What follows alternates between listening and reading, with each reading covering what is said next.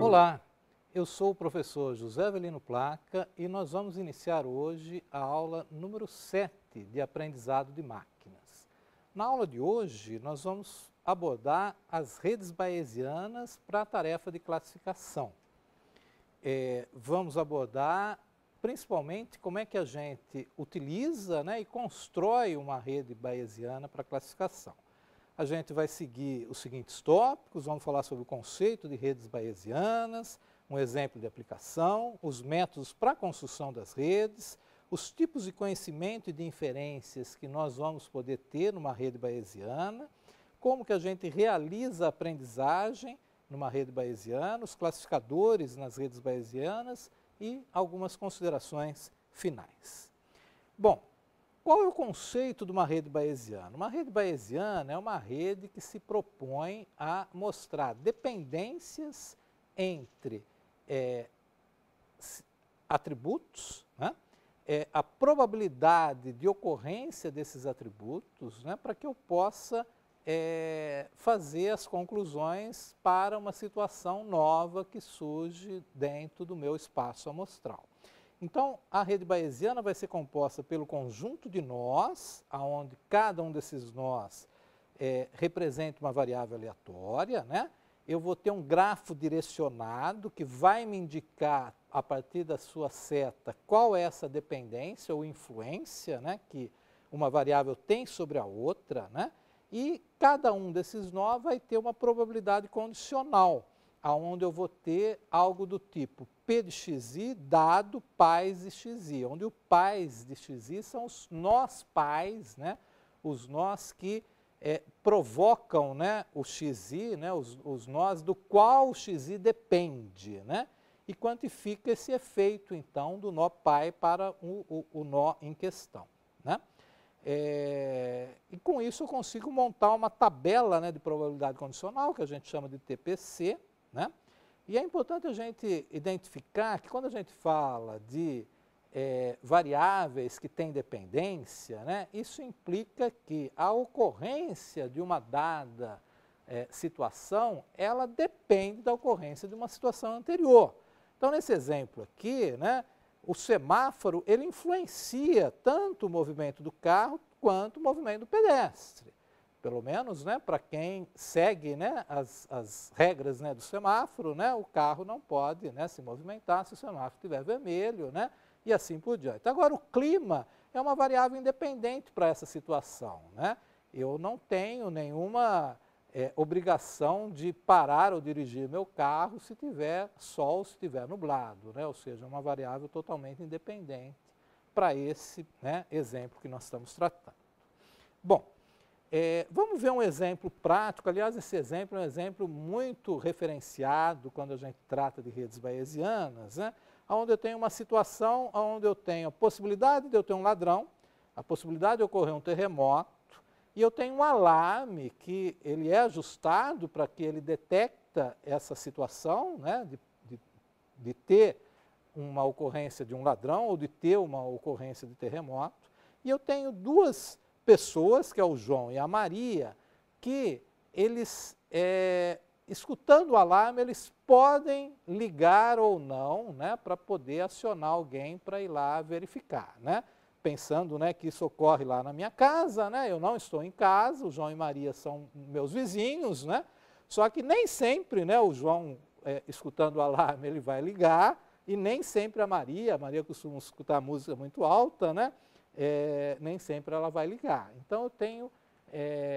para esse exemplo, eu tenho calculado essas probabilidades da ocorrência das situações de ladrão, terremoto, do alarme tocar, já que o alarme é dependente desses dois, e também de o João e a Maria ligarem, dado que o alarme tocou.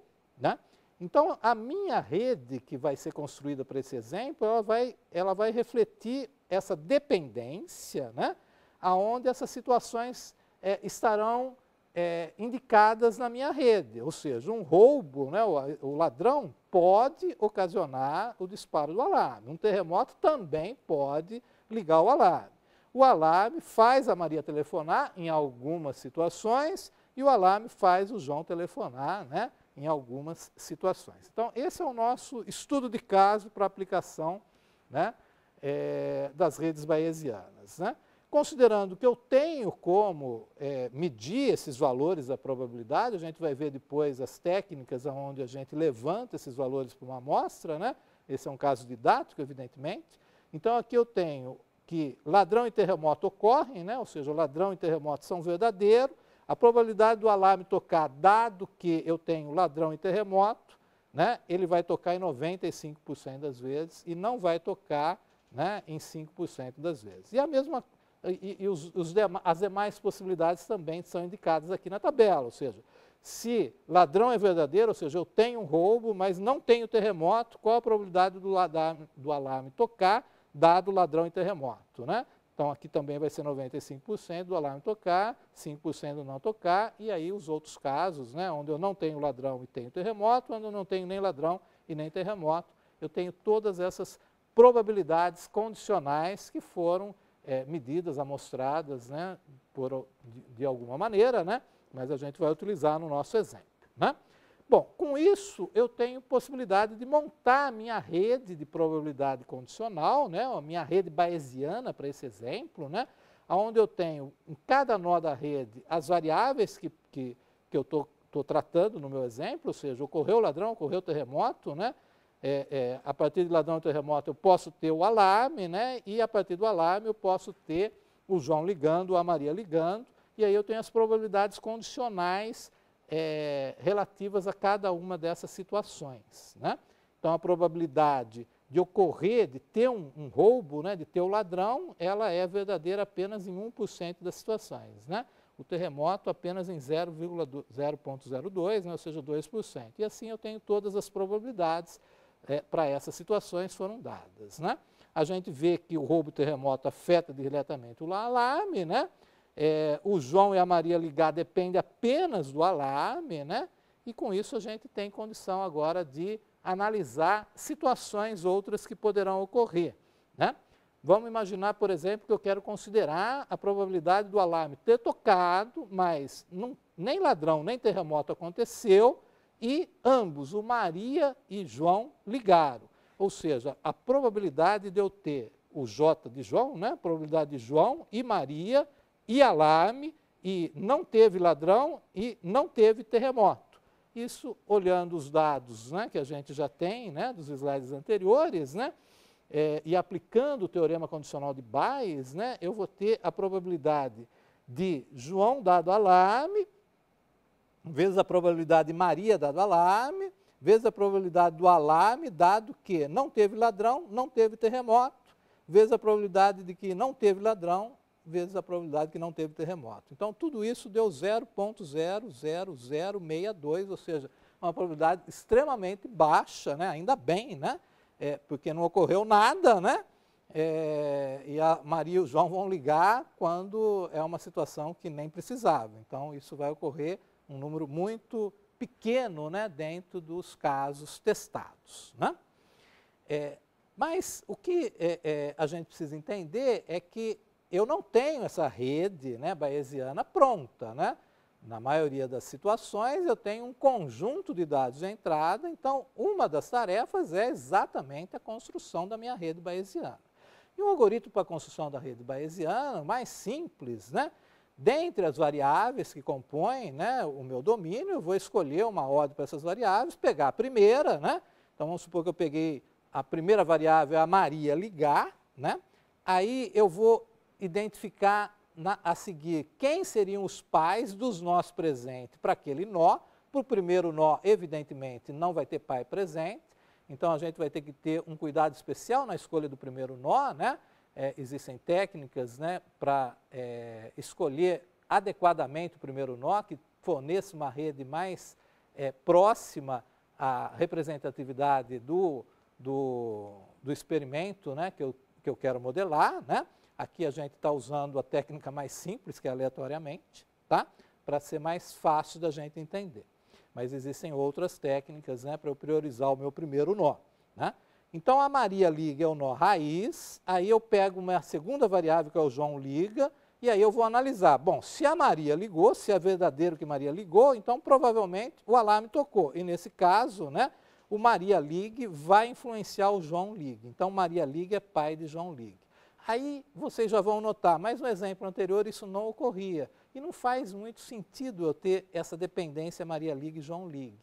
Então, isso é um ônus, né, desse tipo de algoritmo utilizado, onde depois essas ligações que não contribuem, né, não têm um peso potencial para eu chegar no resultado final, elas deverão ser depois, né, descartadas. Mas, a princípio, né, eu vou ter essa dependência, Maria liga, então João liga, e daí, claramente, né, quando eu usar a variável alarme, né, tanto Maria quanto João são pais de alarme.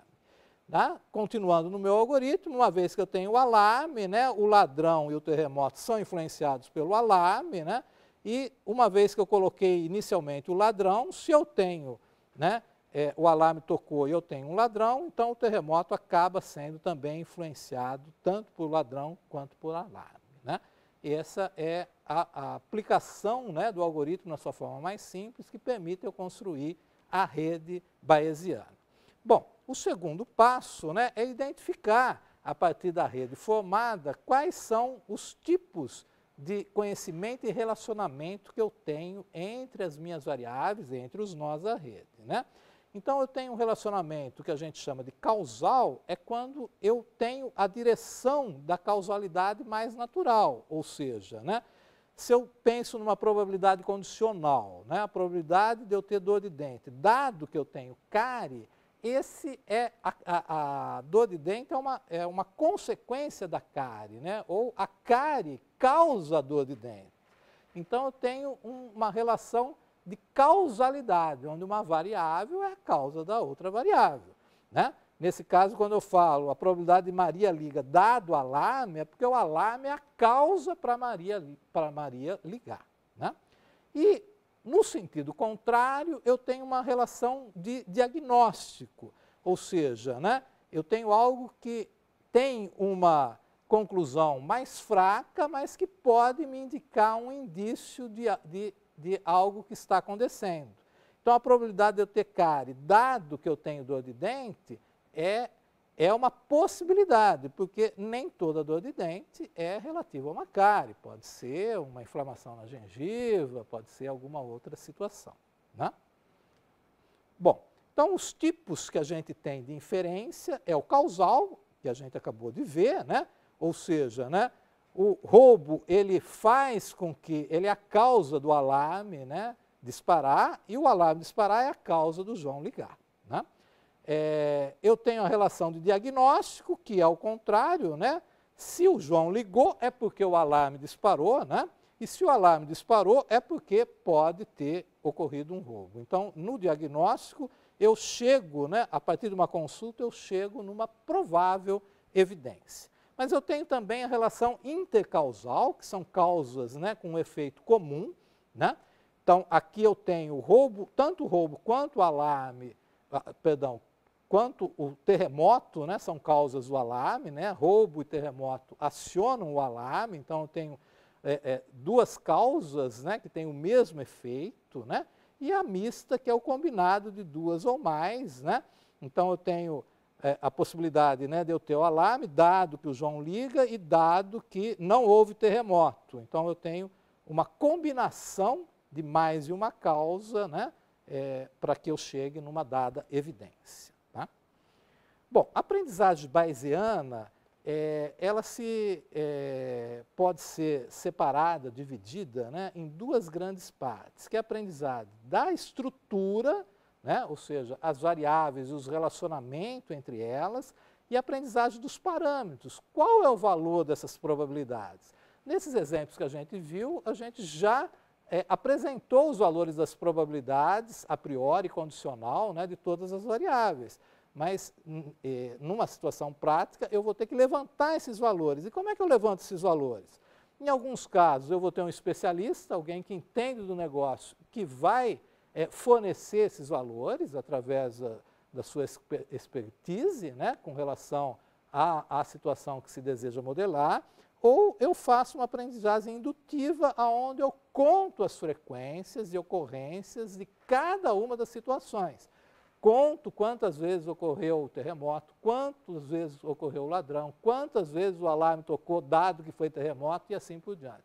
Então, baseado nessas frequências, e aí é necessário, normalmente, se tem um grande número, né, de testes, né, eu consigo chegar nos valores das probabilidades condicionais. E a aprendizagem da estrutura normalmente usa algum desses métodos, né, para que eu possa fornecer o valor da probabilidade desejada, né, e o que a gente vai utilizar, todos esses métodos têm resultados muito bons, e vocês podem, né, consultar cada um deles. O que a gente vai utilizar no exemplo que nós vamos ver em aulas posteriores é o da verossimilhança máxima. Bom, finalmente, né, a gente pode fazer uma classificação dos classificadores bayesianos, né, que tenham K dependências, ou seja, cada atributo tem no máximo K nós de atributo como pais, né, nesses três principais, que é o Navier-Bayes. O Navier, né, significa classificador ingênuo, né?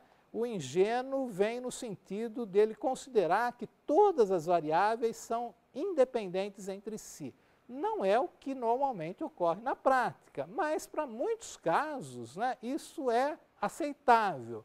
E o resultado do Navier-Bayes, como nós vamos ver na implementação em aulas posteriores, é um resultado muito bom. O Navier-Bayes, e eu tenho também uma variação, que é o TAN e o BAN. No caso do Navier-Bayes, né, eu tenho um gráfico acíclico direcionado, ele é classificado como 0 dBc, por quê? Porque cada nó ele só depende de um pai, né? Não há outra dependência além do pai, então ele tem 0 dependências fora o pai. No caso do TAN, ele é 1 dBc porque ele tem no máximo uma dependência além do nó pai, e o BAN é 2 dBc porque ele tem 2 dependências além do pai. Claro que tanto o TAN quanto o BAN vão poder modelar situações mais complexas, né, do que o Navier-Bayes, né?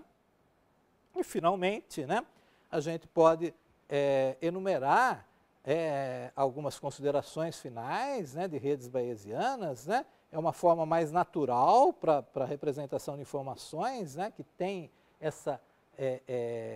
esse condicionalmente independentes, né, entre si.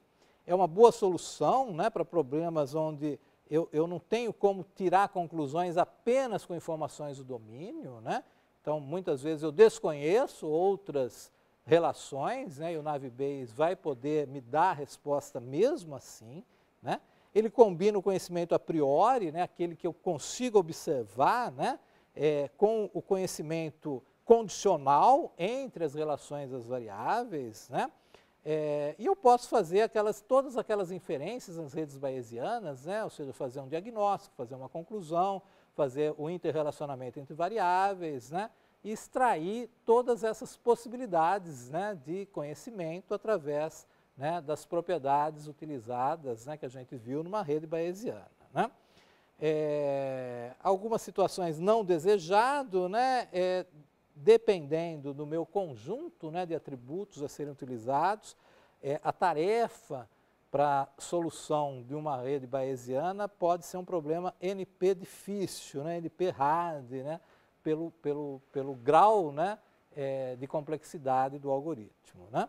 Mas para situações onde eu não tenho esse conjunto tão grande, né, os resultados são muito bons, como a gente vai ver em exemplos de implementação em aulas futuras.